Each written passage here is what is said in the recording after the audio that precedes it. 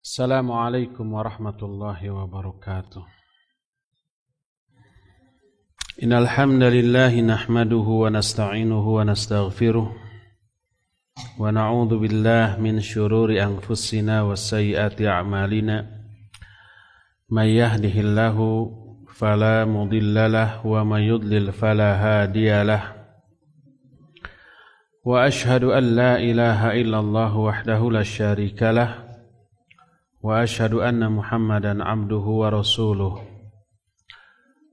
Ya ayyuhalladzina amanu taqullaha haqqa tuqatih wa la tamutunna illa wa antum muslimun. Ya ayyuhan nasu taqu rabbakumul ladzi khalaqakum min nafsin wahidah wa khalaqa minha zawjaha wa batha minhuma rijalan katsiran wa nisaa'a wattaqullaha alladzi tasaaluna bihi wal arham innallaha kana 'alaikum raqiba. Ya ayyuhalladzina amanu taqullaha wa qulu qawlan sadida yuslih lakum a'malakum wa yaghfir lakum dhunubakum wa may yuti'illaha wa rasulahu faqad faza fawzan 'azima. Amma ba'du fa inna asdaqal hadithi kitabullah wa khairal hadyi hadyu Muhammadin sallallahu alaihi wa alihi wasallam wa syarral umuri muhdatsatuha wa kullu muhdatsatin bid'ah wa kullu bid'atin dhalalah wa kullu dhalalatin finnar. Ayyuhal ikhwah, a'azani Allah wa iyyakum, baik hadirin jamaah Masjid Al-Furqan Jalan Jurang Bandung ataupun para pendengar radio Roja, baik Roja Cilengsi, Roja Bandung, Roja Berau, Roja Tanjung Pinang, Roja Lampung, Roja Pontianak, juga Radio Rai Padang dan Al-Bayan Cianjur, juga para pemirsa TV Roja di mana saja Anda berada, juga para pendengar melalui streaming radio manapun yang juga ikut mengikuti kajian di sore hari ini. Alhamdulillah, kita kembali dipertemukan oleh Allah untuk melanjutkan bahasan tentang bab khauf, bab tentang takut. Jumat yang lalu kita sudah membahas sebuah riwayat dari Abu Sa'id bahwa di antara tanda-tanda lemahnya keyakinan adalah mencari keridhaan manusia dengan cara-cara yang membuat Allah murka, juga memuji manusia atas rizki yang Allah berikan kepada kita melalui manusia tersebut, dan mencela manusia karena mereka tidak memberikan sebagian rizki yang Allah berikan kepada mereka, tidak mereka salurkan kepada kita. Itu semuanya sudah kita terangkan. Kita lanjutkan dengan hadis yang berikutnya. Hadis ini diterima dari Ummul Mukminin Aisyah radhiyallahu anha, bahwa Nabi sallallahu alaihi wa alihi wasallam bersabda, "Manil tamasa ridallah bisakhatin nas radhiyallahu anhu wa arda anhu nas. Wa manil tamasa ridhan nas bisakhatillah sakhitallahu alaihi wa askhata alaihin nas." Rawahu Ibnu Hibban fi sahihihi. Kata Nabi sallallahu alaihi wasallam, siapa orang yang mencari keridhaan Allah dengan cara-cara yang membuat manusia murka, manusia marah, manusia benci, manusia tidak suka, maka Allah akan ridho kepada orang itu, dan Allah pun akan membuat semua manusia ridho kepadanya. Dan barang siapa orang yang mencari keridhaan manusia dengan cara-cara yang membuat Allah murka, Allah akan murka kepadanya dan Allah pun akan membuat manusia murka juga kepada dia. Hadis ini diriwayatkan oleh Imam Ibnu Hibban dalam kitab sahihnya, dan hadis ini sahih sebagaimana kesahihannya dijelaskan oleh Syekh Al-Albani rahimahullahu taala dalam kitab Sahih Al-Jami. Hadisnya nomor 6097 dalam Sahih Al-Jami. Ketika menerangkan hadis ini berkata Syekh Muhammad Shalih Al-Utsaimin rahimahullah, yang dimaksud dengan manil tamasa, siapa orang yang iltimas. Iltimas artinya mencari. Sebagaimana sabda Nabi SAW ketika ditanya kapan Lailatul Qadar itu turun, beliau menjawab, iltamisuha fil ashar. Iltamis Lailatul Qadar itu di 10 hari terakhir. Iltamis maknanya adalah mencari, carilah dia di 10 hari terakhir. Itu makna iltimas. Siapa orang yang mencari ridha Allah?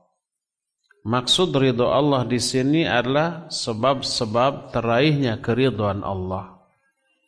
Siapa orang yang mencari sebab-sebab keridhaan Allah, ya, dengan perkara-perkara yang membuat manusia marah, manusia tidak suka, manusia menjadi benci, sentimen ataupun sinis. Contohnya apa? Banyak syariat Allah ini yang apabila kita lakukan membuat Allah ridha, tapi membuat banyak orang menjadi panas kuping, menjadi kebakaran jenggot, menjadi tidak suka, benci, bahkan mungkin memusuhi kita. Contoh yang nyata adalah amar ma'ruf nahi mungkar. Ketika ada orang yang melakukan kemungkaran, lalu kita larang dengan cara sebaik-baik cara, sesuai dengan yang Allah syariatkan, sesuai dengan yang dicontohkan oleh Rasul alaihi salatu wassalam, dengan kelemah lembutan, dengan cara-cara yang disesuaikan dengan situasi dan keadaan, tanpa melanggar norma syariat. Maka biasanya tidak semua orang suka terhadap amar ma'ruf nahi mungkar yang kita lakukan, karena buruknya karakter orang itu, bukan karena buruknya cara kita beramar ma'ruf nahi mungkar. Jangankan kita, bahkan Nabi Muhammad SAW sebagai manusia terbaik dengan cara dakwah terbaik, apakah semua seruannya disukai oleh orang? Tidak. Banyak yang membencinya, banyak yang memusuhinya, baik ketika menyuruh orang berbuat ma'ruf atau melarang orang dari berbuat mungkar, maka semuanya itu merupakan perbuatan yang menyebabkan ridha Allah teraih, tapi banyak manusia yang benci kepada pelaku amar ma'ruf nahi munkar ini. Bahkan sekarang ini berkembang karena sentimen manusia terhadap sunnah Nabi SAW. Padahal pelaksanaan dari sunnah itu tidak mengganggu dan tidak merugikan mereka. Sentimen mereka muncul. Sentimen terhadap sunnah Nabi SAW. Seperti laki-laki yang memelihara jenggotnya. Seperti para laki-laki yang mengenakan celana atau gamis atau sarung di atas mata kaki, seperti para wanita yang menutup seluruh auratnya. Itu tidak merugikan dan tidak mengganggu siapapun. Tapi karena rasa sentimen mereka terhadap sunnah, mereka menunjukkan ketidaksukaannya terhadap pelaksanaan dari sunnah Nabi SAW tersebut dengan cara mencibir, dengan cara berisyarat dengan makna yang menghinakan, merendahkan, memojokkan, atau kadang dengan omongan yang nadanya maknanya mencela. Karena berjenggot disebutlah kambing, karena tidak isbal alias ngatung disebutlah kebanjiran atau kekurangan bahan. Yang itu tidak pernah mereka katakan, tidak pernah mereka lakukan kepada wanita-wanita yang ketika memakai pakaian itu super minim. Tidak pernah sentimen, malah senang. Tidak pernah mengatakan itu kayaknya kekurangan bahan, enggak. Itu kayaknya kegerahan, enggak.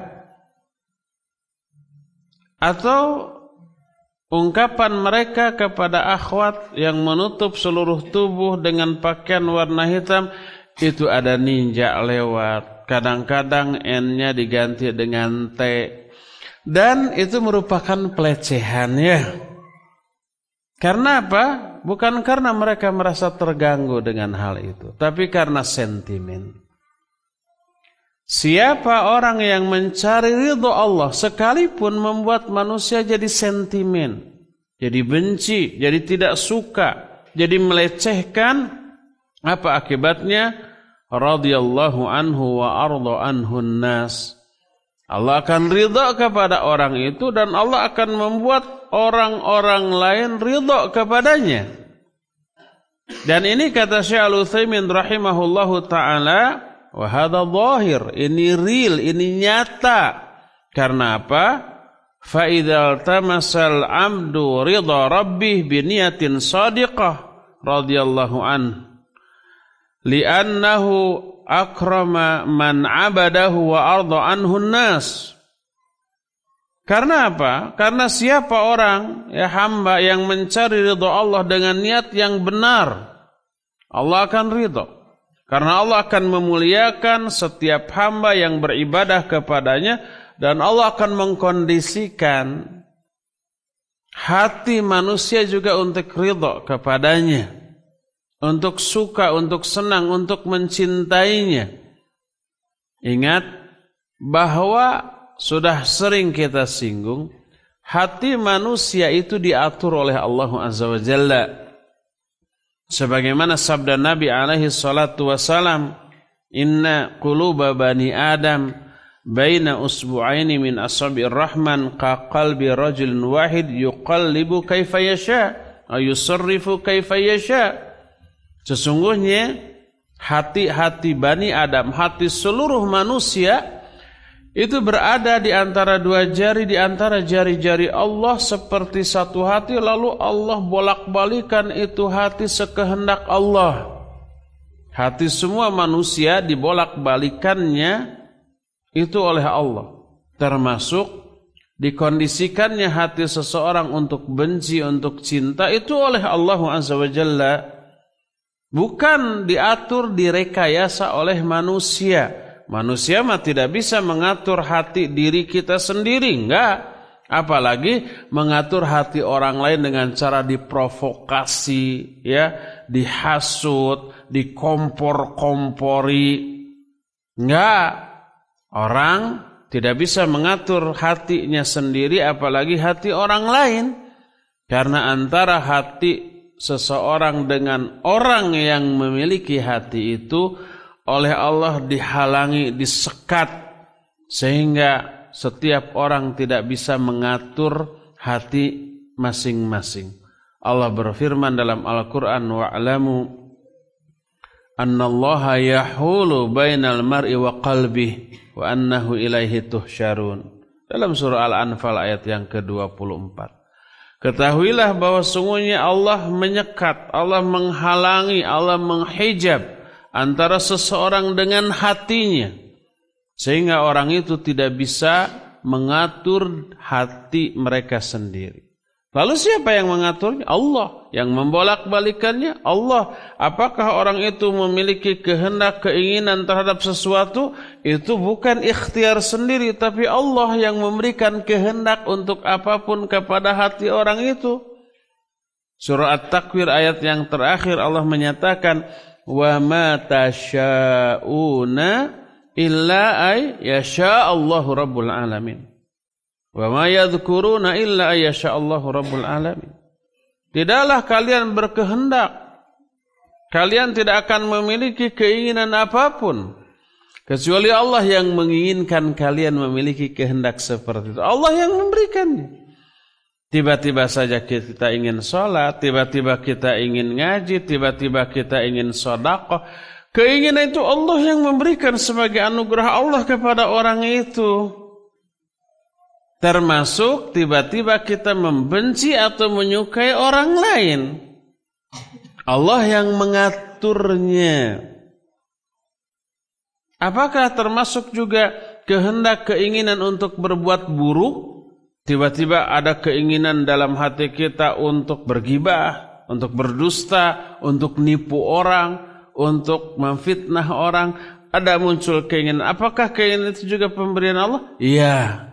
Karena Allah secara umum berfirman, wa ma tasyauna illa ayyasha Allahu rabbul alamin.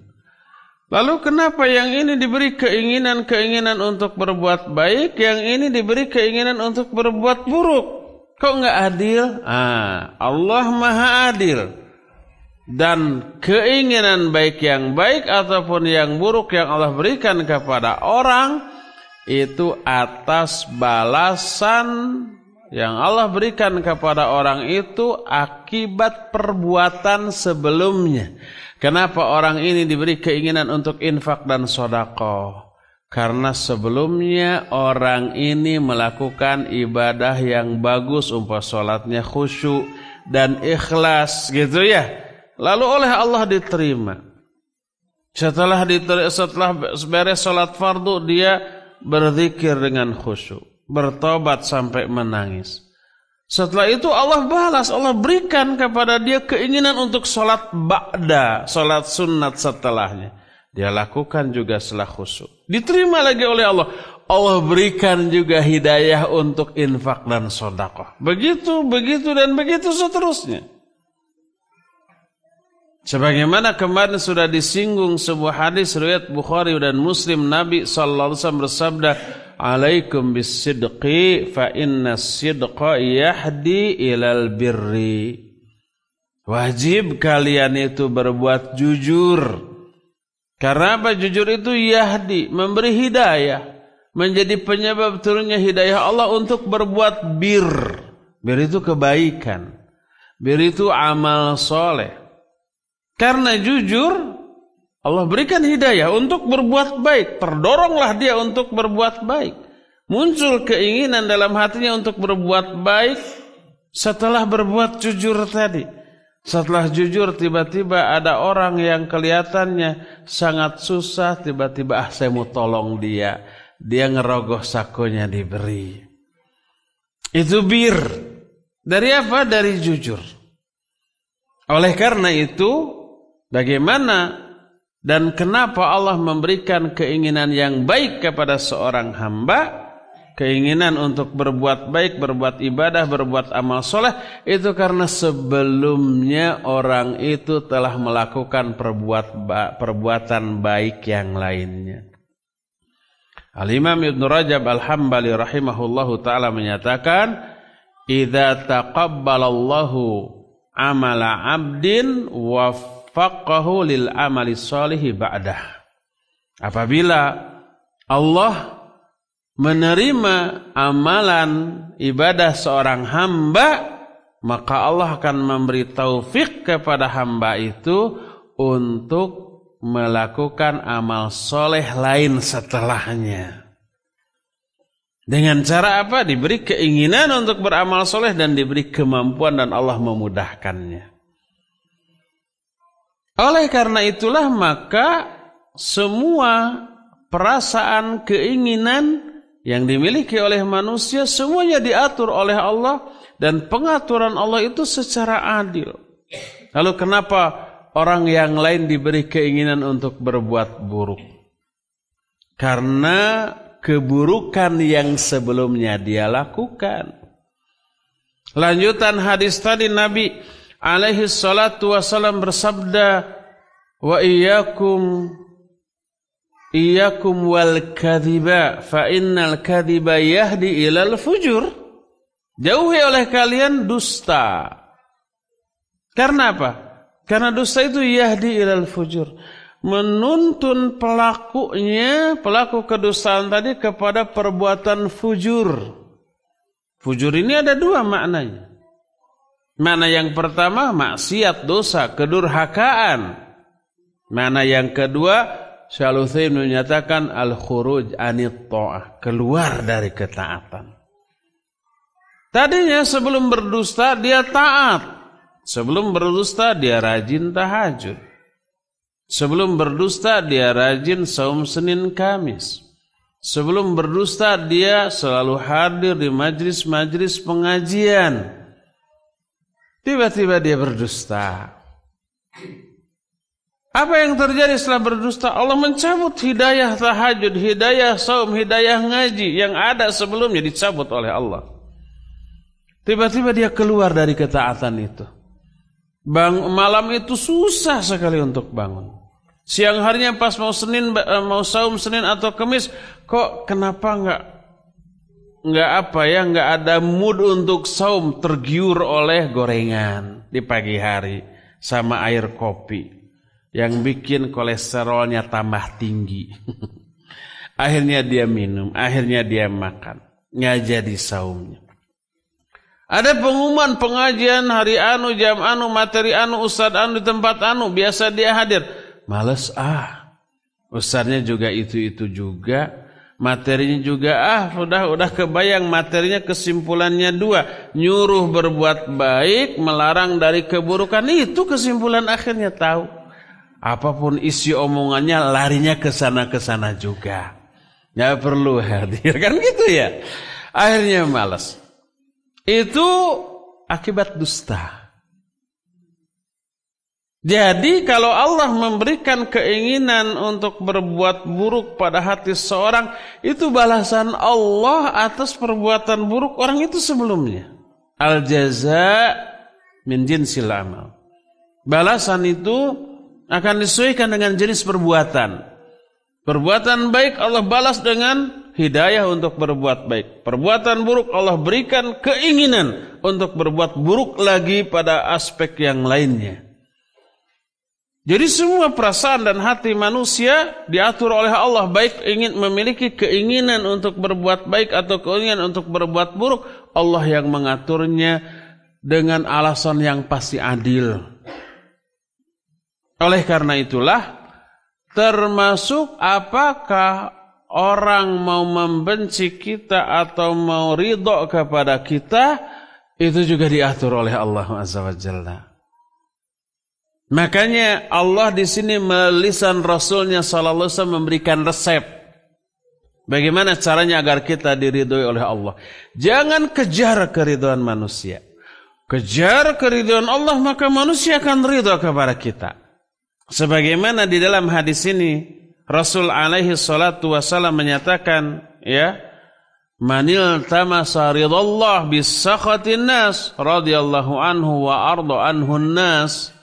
Siapa orang yang mencari keridhaan Allah sekalipun dengan cara-cara yang membuat manusia murka kepada dirinya, Allah ridha kepada dia dan Allah akan membuat manusia pun ridha kepada dirinya. Selama cara mencari ridha Allah itu tidak dengan cara sengaja. Gimana caranya agar orang-orang murka kepada saya nih? Bikin gara-gara. Itu keliru, itu salah. Karena apa? Secara sengaja membuat gara-gara agar orang ngamuk, marah kepada kita, benci kepada kita, berarti Allah juga tidak akan ridho. Dengan cara-cara yang kasar nih ada orang ini. Umpamanya dia itu berbuat kemaksiatan, seorang wanita yang mengumbar auratnya, amar ma'ruf nahi munkar. Lalu kita bukan mendakwahinya, kita mencelaknya.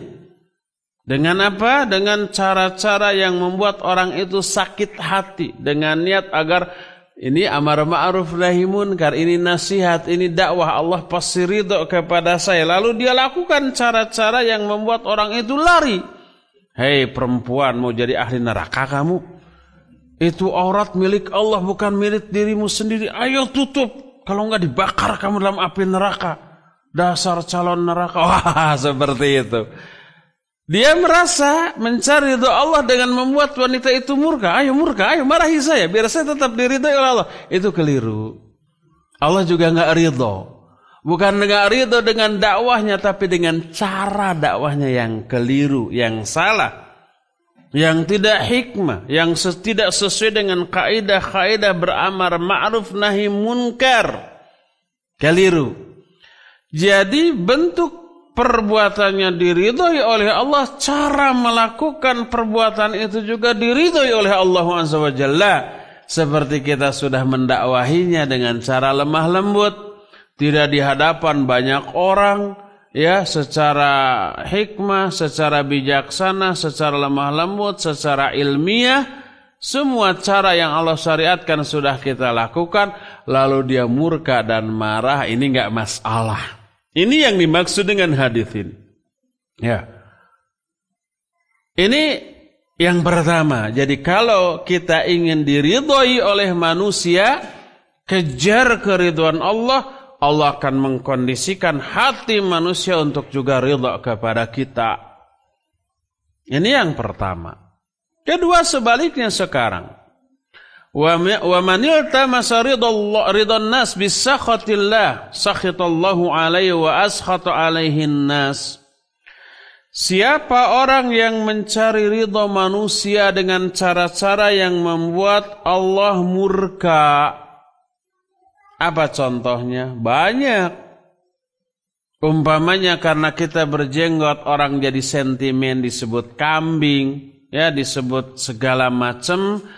Lalu wah, udah potong saja sudah. Setelah dipotong orang memuji, nah gini baru kasep, ini baru modern, ini baru gaul, orang senang kepada kita. Tapi apa akibatnya? Allah murka. Atau disebut kebanjiran, disebut kurang bahan, udah akhirnya dijulurkan ini celana sampai menutupi 2 mata kaki. Lalu orang-orang acungkan 2 jempol. Bagus gini baru gaul nih. Baru gokil itu. Nah, tapi Allah murka. Ya. Atau akhwat, karena sekarang ini ada provokasi dari banyak orang dalam rangka memojokkan sebagian kaum muslimin. Ditebarkanlah isu tentang terorisme, isu tentang ISIS. Ciri-cirinya apa? Ciri-cirinya kalau wanita bercadar. Akhirnya setiap kita lewat, orang-orang teriak, itu teroris, itu ISIS. Wah, nggak mau. Dibuka, jadi you can see. Agar apa? Orang-orang tidak lagi memojokkan kita. Agar orang-orang acungkan 2 jempol lagi ke kita. Akhirnya mendekat, akhirnya akrab dengan kita. Tapi Allah murka. Orang itu mencari ridha manusia dengan cara yang membuat Allah subhanahu wa ta'ala murka. Apa akibatnya? Sakhitallahu alaihi wa ashatu alaihin nas. Allah benar murka kepada dia. Dan Allah juga akan mengkondisikan orang untuk juga murka kepada dia. Dengan cara gimana? Dengan cara yang Allah subhanahu wa ta'ala kehendaki. Yang tidak bisa kita duga bagaimana caranya. Kita ingin mencari ridha manusia, tapi kok akibatnya orang-orang malah jadi gak senang kepada kita. Jadi anti, jadi benci. Mungkin ada sebab-sebab yang Allah bongkar dari aib kita di hadapan manusia yang menyebabkan manusia benci kepada kita. Padahal tadinya kita ingin mengejar keridhaan manusia dengan cara yang membuat Allah murka.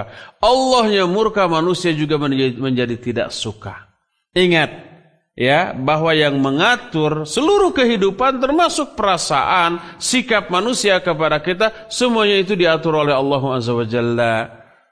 Oleh karena itu jangan merekayasa dengan skenario kita.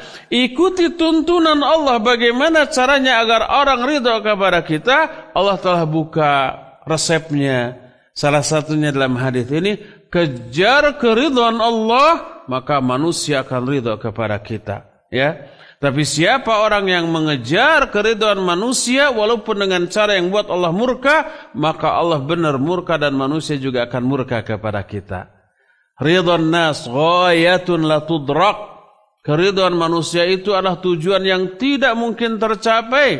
Kita ingin diridhoi oleh ini dan ini benar ridha, tapi yang itu benci kepada kita. Lalu keridhaan manusia yang kayak bagaimana yang ingin kita dapatkan? Oleh karena itu, ya, para ulama, sebagian ulama salafus saleh menyatakan, siapa orang yang menyangka bahwa dirinya akan selamat dari cacian cercaan manusia, maka orang itu sudah gila. Karena apa? Karena tidak ada seorang pun yang selamat dari cacian seluruh jenis manusia. Sebagian manusia bisa kita raih keridhaannya, tapi ada sebagian kecil yang pasti benci kepada kita. Lihatlah Nabi SAW, kurang apa beliau? Beliau utusan Allah, manusia pilihan. Dikenal sebagai orang yang paling jujur, yang paling mulia akhlaknya. Tapi ketika beliau mendakwahkan tauhid, kebenaran, orang yang tadinya menyukainya berubah menjadi membencinya. Orang yang tadinya menggelari dengan gelar Al-Amin berubah menjadi tuduhan pendusta. Orang yang tadinya disukai oleh semua pihak berubah menjadi benci. Kurang apa beliau? Tidak ada nyaris, tidak ada kesalahan, kekurangan di dalam dakwahnya, di dalam perjuangannya. Tapi ternyata ada tipe-tipe manusia yang memang oleh Allah Azza wa Jalla ditakdirkan sebagai musuh-musuh besar bagi utusan-utusan Allah Subhanahu wa Ta'ala. Oleh karena itu, jangan berharap kita akan bisa selamat dari cercaan manusia. Yang penting kita ridho. Mencari ridho Allah Subhanahu wa Ta'ala dan Allah ridho kepada kita, maka itu cukup bagi kita. Dan Allah menjanjikan manusia pun akan dikondisikan hatinya untuk ridho kepada kita. Timbul pertanyaan, apa hubungan hadis ini dengan judul bab yang sedang kita bahas? Judul babnya adalah al-khauf, rasa takut kepada Allah Azza wa Jalla. Hubungannya jelas, yaitu wa manil tamasa ridwan nas bisakhatillah. Siapa orang yang mencari keridhaan manusia dengan cara yang membuat Allah murka? Kenapa alasannya dia lebih suka, lebih memprioritaskan mencari keridhaan manusia, tidak mempedulikan kepada kemurkaan Allah? Ini menunjukkan rasa takut mereka kepada manusia lebih besar daripada rasa takut mereka kepada Allah Azza wa Jalla. Makanya enggak peduli Allah mau marah mau tidak, mau murka mau tidak, dia enggak takut kepada Allah. Tapi kepada manusia dia takut. Karena apa? Dia merasa efek dari kemarahan manusia kepada dia terasa secara langsung. Manusia yang marah melontarkan cacian, makian, hinaan, kemarahan, membuat kita sakit hati umpamanya. Efeknya terasa langsung di dunia ini. Manusia yang marah kepada kita menyebabkan kita diboikot oleh mereka, efeknya langsung. Kadang-kadang mereka melakukan tindakan real nyata yang sifatnya fisik, membuat fisik kita disakiti, efeknya langsung. Akhirnya orang itu lebih takut kepada manusia daripada takut kepada Allah Azza wa Jalla.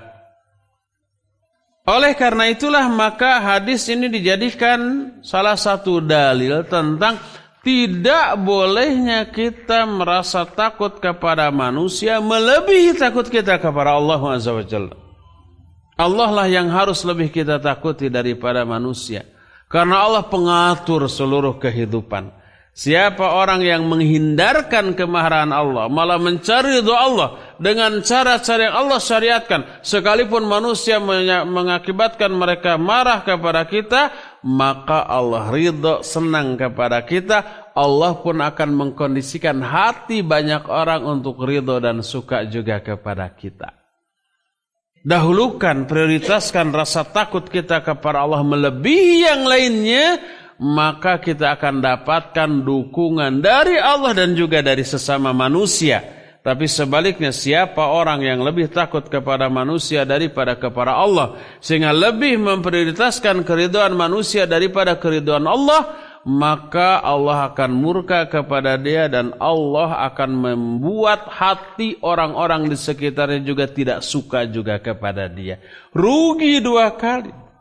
Dia ingin mencari keridhaan manusia walaupun Allah benci dan murka, ternyata manusia yang keridhaannya dicari malah balik membenci kita. Rugi di dunia, rugi akhirat. Rugi karena melepaskan keridhaan Allah, ternyata keridhaan manusia juga tidak dia peroleh. Dan itulah kesalahan langkah yang dilakukan oleh manusia dalam kehidupan ini, mencari keridhaan manusia sekalipun dengan cara yang membuat Allah Azza wa Jalla murka.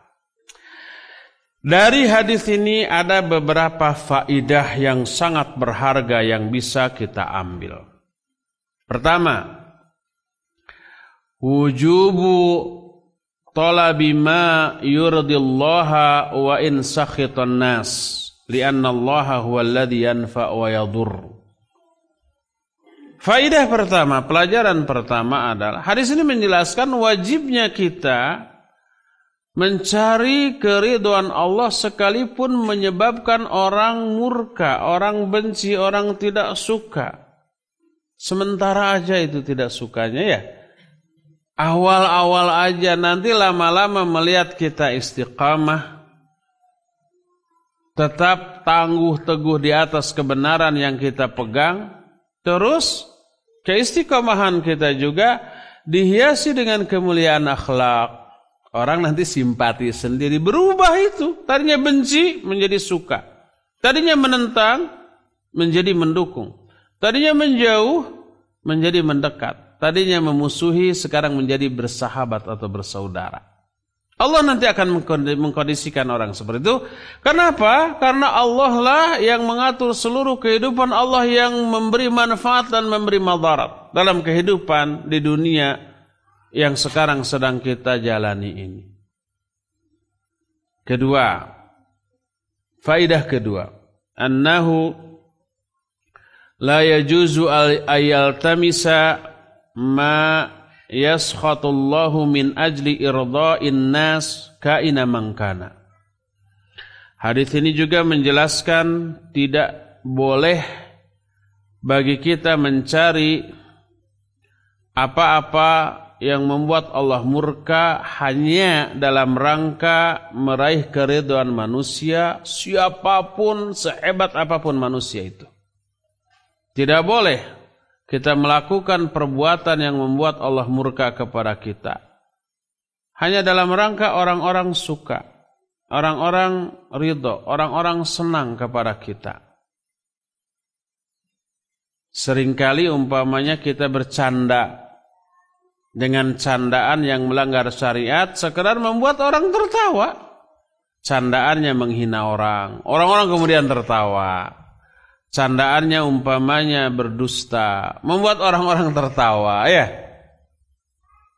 Padahal berdusta dan menghina adalah perbuatan yang Allah benci, Allah larang, membuat Allah murka. Faidah ketiga, itsbatur ridha was sakhat lillahi ala wajhil haqiqiyah, lakin bila mumathalatin lil makhluqin. Liqaulihi ta'ala laisa kamitslihi syai'un. Wa hadha huwa madhhabu ahli sunnati wal jamaah. Ketiga, hadis ini menetapkan adanya sifat ridha dan murka bagi Allah dengan makna yang hakiki, makna yang sebenarnya. Salah satu di antara sifat Allah adalah Allah ridha. Allah memiliki sifat ridho. Allah suka meridhoi manusia. Juga murka. Allah suka memurkai manusia. Itu ditetapkan dalam Al-Quran, ditetapkan dalam hadis yang sahih. Di antara hadis yang sahih ini, Al-Quran banyak. Ya, radhiyallahu anhum wa radu'an. Ghadiballahu alaihim. Ghairil maghdubi alaihim. Itu ayat-ayat yang menjelaskan Allah ridho, Allah benci, Allah murka. Ditunjang dengan hadis ini. Dengan makna yang hakiki. Tapi tidak menyamakan dan menyerupakan ridho dan murka Allah dengan ridho dan murka makhluknya. Karena Allah berfirman, laisa kamitslihi syai'un. Allah itu tidak ada yang menyerupainya. Dalam hal apa? Dalam semua hal, termasuk sifatnya. Allah mendengar, kita mendengar. Tapi cara dan hakikat mendengar Allah berbeda dengan cara dan hakikat mendengarnya kita. Allah tertawa, kita tertawa. Dalam hadis disebutkan Allah tertawa. Kita juga tertawa. Tapi tertawanya Allah dengan tertawanya kita berbeda. Tertawanya kita tahu. Ya. Tertawanya binatang kita nggak tahu. Kalau ayam kukuruyuk apakah itu tertawa atau teriak. Kalau kucing meong-meong itu nangis atau tertawa atau menyapa, kita nggak tahu ya. Tapi yang jelas mereka ada rasa suka dan senang, sedih dan marah ada. Bagaimana tertawa Allah? Wallahu a'lam. Yang jelas tertawa Allah berbeda cara dan hakikatnya, kaifiatnya dengan cara dan kaifiat tertawanya kita. Termasuk ridho Allah dan murka Allah. Allah ridho, kita juga ridho. Allah murka, kita juga murka. Tapi ridho dan murka Allah berbeda dengan ridho dan murka manusia. Ataupun makhluk-makhluk yang lainnya. Berbeda, ini madhab ahlus sunnah wal jamaah menetapkan sifat-sifat yang Allah tetapkan sebagai sifat bagi dirinya baik dalam Al-Quran maupun yang ditetapkan oleh Rasul SAW dalam hadis yang sahih tentang hal itu. Maka ini madhab ahlus sunnah wal jamaah. Berbeda dengan ahlu ta'til. Ta'til itu hanya mengingkari baik sebagian sifat Allah maupun seluruhnya. Sebagian ahlu ta'til mengingkari Allah tidak punya sifat ghadab atau murka atau marah. Karena apa? Karena kata mereka, al-ghadab ghilyanu damil qalbi li talabil intiqam. Karena kata mereka definisi ghadab itu mendidihnya darah dalam hati untuk melampiaskan dendam atau pembalasan. Dan ini tidak layak bagi Allah Azza wa Jalla, kata mereka. Ghadab itu sifat yang buruk. Ghadab itu sifat yang jelek. Sedangkan Allah tidak memiliki kejelekan dan keburukan. Itu kata mereka. Mereka mengingkari makna ayat bahwa Allah murka. Ghadiballahu alaihim wa la'anahum wa adda lahum jahannam wa sa'at masira. Itu Allah kepada orang-orang kafir. Allah murka kepada mereka, Allah melaknat mereka, dan Allah siapkan azab yang pedih bagi mereka. Allah menjelaskan dalam banyak ayat, puluhan ayat dalam Al-Quran, dalam puluhan hadis Nabi SAW yang menyatakan Allah ghadab, tapi diingkari oleh mereka. Ya, karena mereka bilang ghadab ini maknanya buruk dan keburukan tidak layak bagi Allah Subhanahu wa Ta'ala. Dibantah oleh para ulama, keliru. Kalau ghadab yang dinisbatkan kepada Allah maknanya seperti itu, berarti kalian menyamakan sifat ghadab Allah dengan sifat ghadab makhluk. Kalau makhluk ketika ghadab, iya begitu. Ya, itu makhluk. Makhluk ketika marah, kadang-kadang kontrol akalnya hilang. Ngomongnya nggak karu-karuan. Tindakannya tidak terkontrol, itu makhluk. Tapi kalau Allah tidak ada keburukan sedikit pun dalam ghadab Allah Subhanahu wa Ta'ala. Ya, Berdasarkan hal itulah, maka wajib kita meyakini bahwa salah satu di antara sifat yang dimiliki oleh Allah Azza wa Jalla berdasarkan banyak nas ayat dan hadis yang sahih, dan di antara yang diterangkan dalam hadis ini yaitu tetapnya sifat ridha dan ghadab dan sakhat bagi Allah Subhanahu wa taala.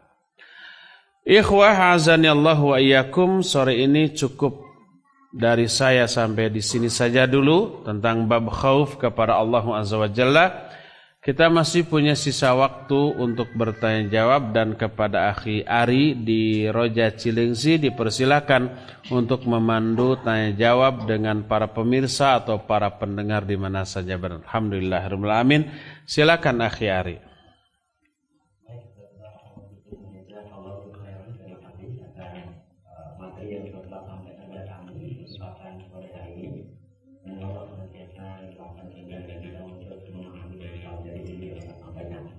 Ini yang akan bisa kesempatan dan dikatakan dari kami 15.812 untuk tekan secara nomor telepon, dan kami juga dapat mengirimkan juga di 081317775543. Dan pertanyaan kami akan bacakan dari kemungkinan pertanyaan dari ahli Fajar dan Sakin bilang begitu.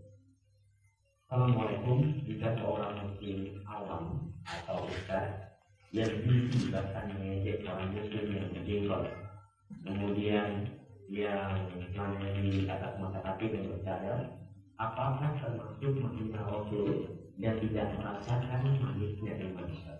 Mohon diberikan jawaban. Iya. Barakallahu fik Bapak Abu Fajar di Bekasi atas pertanyaannya. Semoga Allah mengaruniakan sikap istiqamah kepada Bapak penanya tadi dan juga kepada kita semuanya. Kalau ada orang yang melecehkan janggut, cadar, celana yang cingkrang, apakah mereka itu otomatis membenci Nabi SAW ataukah tidak? Tergantung. Kalau mereka meyakini bahwa janggut, kemudian di atas mata kaki ketika memakai celana, kemudian memakai niqab bagi para wanita, dia yakini sebagai bagian dari ajaran Islam, bagian dari sunnah Nabi SAW, lalu dia membenci itu, menghina orang-orang yang memakainya, dia bisa kufur. Karena apa? Karena membenci sebagian dari ajaran Islam ini. Otomatis membenci Rasul SAW. Kalau dia meyakini demikian. Tapi kalau dia tidak meyakini itu sebagai bagian dari ajaran Islam karena kekurangan ilmu dia, karena ketidaktahuan dia tentang hal itu, karena takwil yang dia lakukan, dia tidak menoleh penjelasan para ulama tentang janggut, tentang memakai celana di atas mata kaki, tentang niqab. Dia hanya memahami Islam langsung dengan otaknya, yang disesuaikan dengan tradisi kebiasaan masyarakat di sekitar dia. Lalu dia menganggap bahwa jenggot, bahwa celana yang ngatung, bahwa niqab tidak sesuai dengan kultur, dengan budaya, dengan kebiasaan. Padahal Islam menurut pemahaman dia murni dari otaknya harus menyesuaikan diri beradaptasi dengan kultur masyarakat masing-masing daerah. Lalu karena takwil yang keliru, yang salah, dia membenci hal itu, tidak diniatkan untuk membenci ajaran Islam, tidak diniatkan untuk membenci Nabi Muhammad SAW, maka dia tidak kufur. Dia tetap muslim, tetapi muslim yang keliru pemahamannya. Kita mengharapkan hidayah dari Allah kepada orang seperti itu.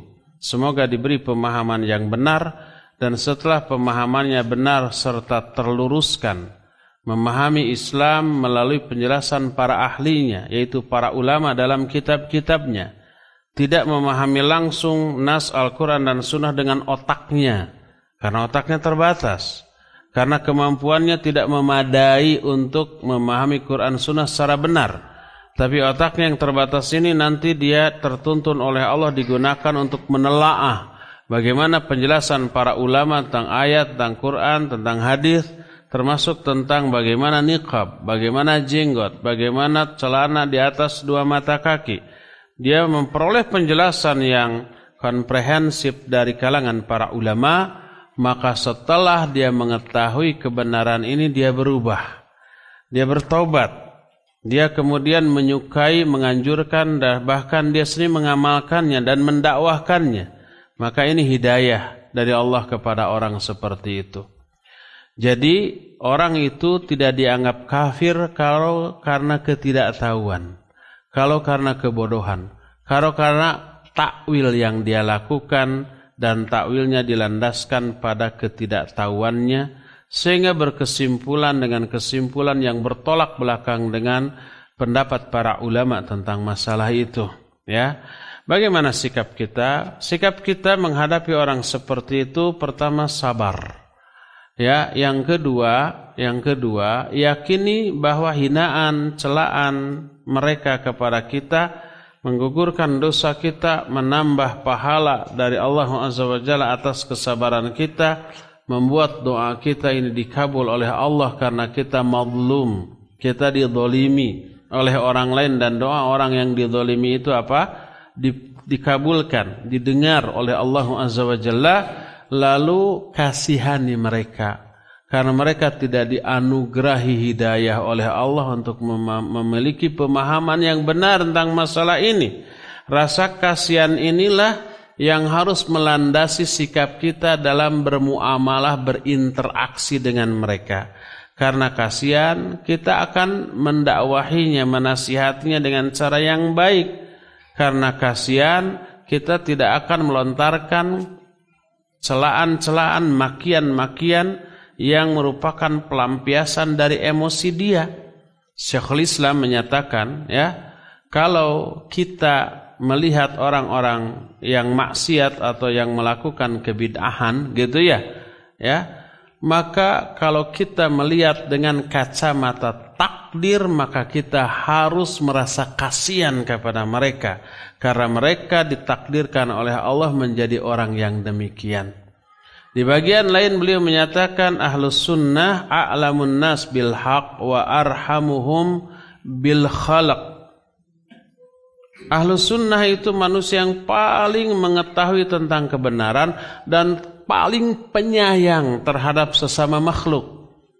Status dia sebagai orang yang paling mengetahui tentang kebenaran mendorong dia untuk dakwah. Dan status dia sebagai orang yang paling penyayang kepada sama makhluk mendorong dia untuk berdakwah atas landasan kasih sayang. Tidak akan ada celaan, tidak akan ada makian, tidak akan ada hinaan, tidak akan ada kata-kata yang menyakiti hati orang yang didakwahinya. Dia akan mendakwahinya dengan santun, dengan lemah lembut, dipenuhi dengan kemuliaan akhlak, sehingga ilmu penjelasan ilmiahnya masuk kepada dia, ya kemuliaan akhlak yang kita tunjukkan juga mempengaruhi perasaan dia. Insya Allah ini akan jauh lebih efektif dalam merubah sikap orang yang tadinya anti menjadi suka, yang tadinya benci menjadi penyayang kepada kita. Wallahu a'lam. Silakan lagi Ari.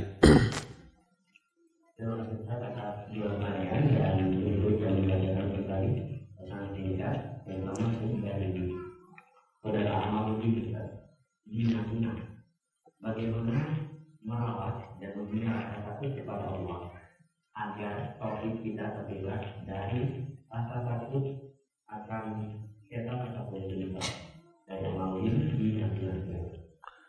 Dari Amaluddin di Madinah. Oh, Natuna, Kepulauan Natuna. Iya, barakallahu fiik, Bapak Amaluddin di Natuna, ya. Bagaimana cara memelihara rasa takut kepada Allah Azza wa Jalla? Pertanyaan yang bagus dan bermanfaat. Cara merawat memelihara bahkan memupuk rasa takut kepada Allah sehingga lebih mendominasi kita. Sehingga tidak lagi takut kepada siapapun, manusia, jin ataupun yang lain, ya. Pertama, kenali Allah dengan lebih mendalam lagi. Pelajari tentang sifat-sifat dan asma-asma Allah. Semakin seseorang mendalam pengenalannya tentang Allah, semakin besar rasa takutnya kepada Allah. Makin besar juga rasa cintanya kepada Allah. Besar juga rasa berharapnya kepada Allah. Tawakalnya kepada Allah. Ikhlasnya kepada Allah. Muraqabahnya kepada Allah, selalu merasa diawasi oleh Allah. Itu dikarenakan karena kita bertambah ilmunya tentang Allah. Dan ini yang Allah isyaratkan dalam Al-Quran, innama yakhshallaha min ibadihil ulama. Sesungguhnya orang-orang yang takut kepada Allah di kalangan hamba-hambanya hanyalah para ulama. Hanyalah orang-orang yang berilmu.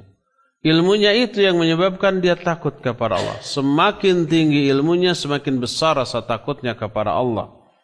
Semakin rendah ilmu dia tentang Allah, semakin rendah juga rasa takutnya kepada Allah Azza wa Jalla. Oleh karena itu, yang pertama, agar kita mampu memelihara rasa takut kepada Allah, bahkan memupuk sehingga lebih besar, ya, lebih banyak dibanding takutnya kepada semua makhluk, pelajari asma dan sifat Allah Azza wa Jalla. Ini yang pertama. Kedua, perhatikan dengan siapa kita bergaul. Bergaulah dengan orang-orang soleh yang berilmu, agar kita terimbas dengan kesolehan kita. Banyak menimba ilmu dari ucapan mereka, tingkah laku mereka, perbuatan mereka. Dan itu akan menambah iman, mempengaruhi kualitas iman, mempengaruhi kualitas pemahaman kita tentang syariat Allah Azza wa Jalla. Dan hindarkan bergaul dengan orang-orang yang buruk, dengan orang-orang yang jelek, dengan ahli maksiat, dengan orang-orang yang keliru pemahamannya. Sebab nanti mengakibatkan kita mengalami penurunan iman, degradasi iman. Kita akan semakin jauh dari Allah sesuai dengan jauhnya kawan-kawan bergaul kita dari Allah Azza wa Jalla. Perhatikan kawan bergaul. Nabi SAW bersabda, Al-mar'u ala dini khalilih falyandur ahadukum mayu khalil. Seseorang itu, agamanya, yang dimaksud agama itu mencakup pemahamannya, juga kualitas dari pelaksanaan agama itu, imannya. Agamanya akan sangat dipengaruhi oleh agama kawannya. Maka hendaklah setiap kalian memperhatikan dengan siapa dia bergaul. Ini yang kedua, pilih kawan bergaul dari kalangan yang baik-baik. Ketiga, jangan lupa berdoa kepada Allah Azza wa Jalla, agar Allah itu menetapkan kita di atas ketaatan dan keimanan, di atas rasa takut kita kepada Allah. Salah satunya adalah baik diambil dari Quran, dari hadis. Dari Quran, Rabbana la tuzigh qulubana ba'da idh hadaitana wa hab lana min ladunka rahmatan innaka antal wahhab. Ya Allah, janganlah Engkau sesatkan hati-hati kami setelah Engkau memberi hidayah kepada kami. Salah satu hidayah yang Allah berikan kepada kita, rasa takut kepada Allah. Jangan sampai itu dicabut lagi, ya, dari diri kita oleh Allah Azza wa Jalla. Allahumma ya muqallibal qulub, tsabbit qalbi ala dinik. Allahumma ya musarrifal qulub, sarrif qalbi ala ta'atik. Itu doa juga, ya. Dan banyak lagi doa yang lain. Itu yang keempat. Yang kelimanya, yang juga harus kita perhatikan untuk memupuk iman, taqarrub kepada Allah, tingkatkan dan jauhi kemaksiatan. Tadi sudah dijelaskan.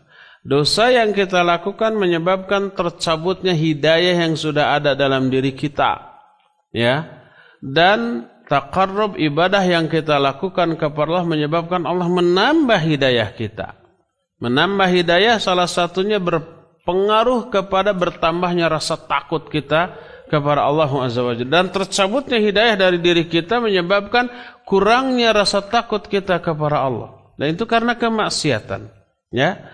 Setidaknya itulah beberapa perkara yang bisa kita lakukan untuk menambah, minimal mempertahankan rasa takut kita kepada Allah. Syukur-syukur bisa menambah dan memupuk. Wallahu a'lam. Silakan lagi Ari. Terima kasih atas nasihat dan jawabannya Ustaz untuk yang bertanya. Jadi kami mengundang Anda yang bertanya langsung, silakan hubungi WhatsApp 021823 kami tunggu bersama Anda di mana Anda dan mendengarkan pertanyaan Anda sesuai nanti. Silakan. Halo. Waalaikumsalam warahmatullahi wabarakatuh.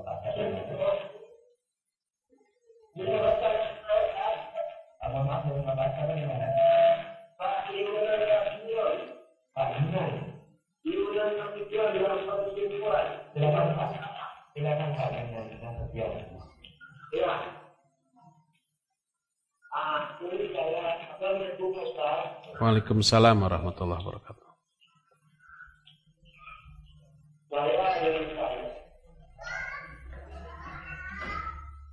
Bagaimana kita menjaga yang tidak diperhatikan semula. Contoh saya bisa misalnya ada bisnis bersama, ada irisan, ada bentuk yang tidak ada di surat Rasulullah. Apakah tidak? Memang itu tidak ada dosa di situ. Tapi apakah itu baik itu dengan itu dosa?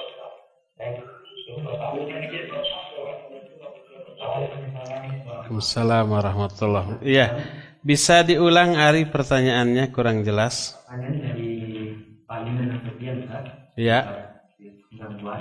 Dia bertanya, ada beberapa amalan-amalan yang tidak dicontohkan oleh Rasul dan itu baik. Apakah apabila kita mengerjakannya itu dibolehkan atau tidak, atau tidak terkena dosa atau tidak, seperti amal-amal seperti zikir bersama, kemudian diri dan sebagainya bersama. Bagaimana nasihat dari Ustaz untuk Bapak yang saya katakan? Ya, Pak Yunan Nasution di Padang Sidempuan, Sumatera Barat ya, barakallahu fiik. Nabi SAW pernah menyatakan fa inna khairal hadyi hadyu Muhammadin sallallahu alaihi wasallam.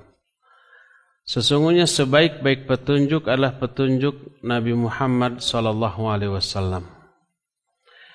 Dari sini kita menjelaskan baik buruknya suatu amalan bukan berdasarkan akal, otak atau perasaan kita atau kebiasaan tradisi di masyarakat kita.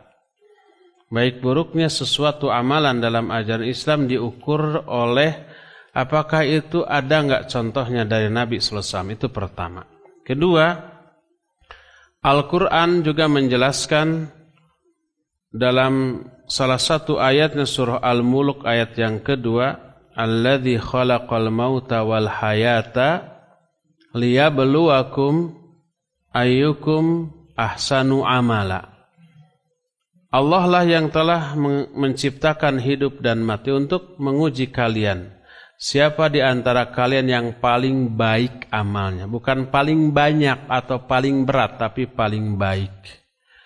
Lalu baik atau tidak baiknya diukur oleh apa? Ya, Al-Qadhi Iyad menyatakan bahwa yang dimaksud dengan ahsanukum amala artinya akhlasukum wa aswabukum amala, yang paling ikhlas dan paling benar. Paling ikhlas diukur dari niatnya. Kalau niatnya ditujukan kepada Allah berarti ikhlas, maka itu baik. Adapun shawab benar tidaknya diukur dengan apakah itu mencontoh Nabi sallallahu alaihi wasallam ataukah tidak. Kalau itu mencontoh berarti baik, ya ikhlas, ya mencontoh apa yang dilakukan oleh Nabi, itulah yang terbaik. Tapi kalau tidak ikhlas atau tidak mencontoh, jangan sampai disebut baik. Baik buruknya agama, pelaksanaan agama dilihat dari contoh. Sebagai contoh kita sholat subuh. Yang harusnya 2 rakaat kita tambah 3 rakaat. Coba lihat rakaat ketiga apa isinya, apakah ada keburukan? Tidak ada. Rakaat ketiga isinya bacaan Fatihah, surat, ruku, sujud gitu ya. Nggak ada keburukan sedikit pun. Semuanya baik. Boleh nggak kita tambah jumlah rakaat itu? Tentu saja siapapun pasti menyatakan tidak boleh. Kenapa tidak boleh? Kan itu baik.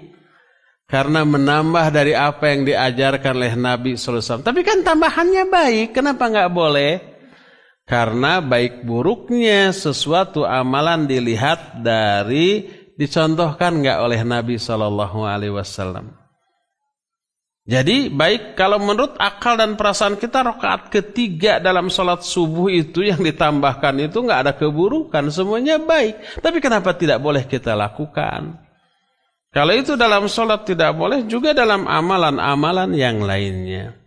Oleh karena itulah, maka baik buruknya suatu amalan sekali lagi dilihat dari 2. Pertama niat, ikhlas atau tidak. Kalau tidak ikhlas, sholat pun kata Allah Azza wa Jalla, fawailul lil musallin alladzina hum an sholatihim sahun walladzina hum yura'un. Salah satunya yang riya, berarti niatnya jelek. Orang yang sholat niatnya riya, wail. Bukannya surga, bukannya pahala, bukan ridho Allah, tapi wail. Berarti buruk itu sholat. Bukan sholatnya, tapi karena niatnya yang buruk. Maka sholatnya tidak diterima oleh Allah Azza wa Jalla. Ya. Jadi pertama niat. Ya, yang kedua, apakah itu mencontoh enggak? Nabi SAW menyatakan dalam hadisnya yang sahih dari Aisyah radhiyallahu anha.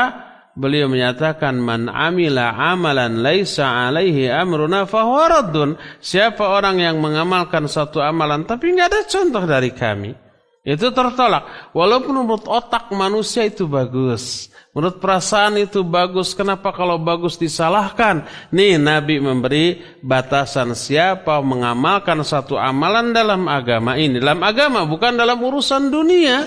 Kalau urusan dunia ada HP, ada radio, ada TV, itu bukan urusan agama. Boleh-boleh saja kata Nabi, antum a'lamu bi umuri dunyakum.